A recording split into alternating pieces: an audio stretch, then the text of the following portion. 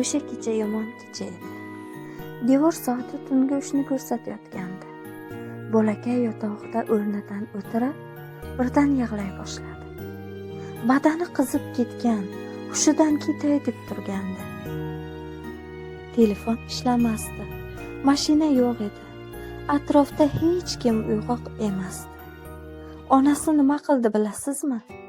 U bolani yelkasiga olib, oyoq yalang tunning izg'irinida mahalladan mahallaga yugurdi. Har bir eshikni taqillatdi. Kimdir menga yordam bersin deb onaizor nola qildi. Nihoyat bir mehribon qo'shnisi yordam berdi. Kasalxonaga yetib borishdi. Shifokorlar esa yana 1,5 soat kechikkaningizda bola o'zini yo'qotar edi deyishdi. Yillar o'tdi. O'sha bola ulg'aydi. Endi u katta yigit. Hayot bilan band. Bir kuni ko'chada do'sti bilan telefonda gaplashdi. Onam har kun tinchlik bermaydi. Qayerdasan, nima qilyapsan, qachon kelasan deb so'rayveradi. Har narsaga aralashaveradi. Axir men yosh bola emasman, ulg'aydim-ku dedi. Orqasida esa onasi turardi. Yelkasida eski ro'mol, yuzida esa sokin tabassum. U hech narsa demadi.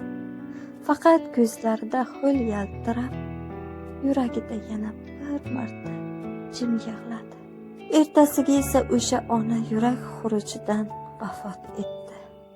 Endi u bola har oqshom onasining suratiga tikilib o'tiradi va har kecha pichirlab shivirlaydi. Onajon, men sizni kech tushundim. Sizga aytmagan muhabbatimni endi faqat yig'lab so'zlay olaman dedi. Har safar u bolaligini eslaydi. O'sha sovuq tunni, o'sha yelkasida ko'tarib yugurgan ona izzorini eslaydi. Onaning na shikoyati bor edi, na nolasi. U faqat yuragida bir so'zni pichirlab yashardi. Men faqat bolamni asrashim kerak. Ey do'stim, agar onang tirik bo'lsa, uni quchoqlab qo'y. Bir og'iz rahmat deb ayt. Onang tirik bo'lsa, bugun unga bir ko'z ur. Bir mehrli so'z ayt. Chunki ertaga kech bo'lishi mumkin. Onang borligiga shukr qil, chunki onasiz kun jimlikdan iborat qabristondek. Va shuni eslab yur. Onang sendan muhabbat kutadi, sovg'a emas. E'tibor kutadi, pul emas.